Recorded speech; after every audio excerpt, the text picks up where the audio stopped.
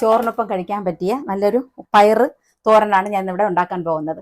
അതിനാവശ്യമുള്ള സാധനങ്ങൾ ഞാൻ കാണിക്കാം. ആവശ്യമായിട്ടുള്ള കുറച്ച് എണ്ണ, കുറച്ച് കടുക്, കുറച്ച് കരിവേപ്പില, കുറച്ച് വറ്റൽമുളക്. കടുക് മുളകെല്ലാം നന്നായിട്ട് പൊട്ടിയതിന് ശേഷം പയറും സവാളയും കൂടെ അരിഞ്ഞ് വെച്ചതിൻ്റെ ഈ മിക്സ് ഇതിൽ ചേർക്കുകയാണ്. നന്നായിട്ട് ഇളക്കിയതിന് ശേഷം ആവശ്യമായിട്ടുള്ള ഉപ്പും നമുക്ക് ചേർക്കാം. ഒരടപ്പടുത്ത് വെച്ച് നമുക്ക് വേവിക്കാം. ചെറു തീയിലിട്ട് വേവിക്കാം. ആവശ്യമായിട്ടുള്ള ചേരുവകൾ നമുക്ക് ചേർക്കാം.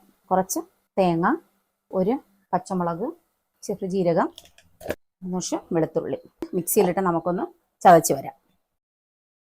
നമുക്കിതിനാവശ്യമുള്ള നമ്മളെ ചേരുവ ചേർക്കാം.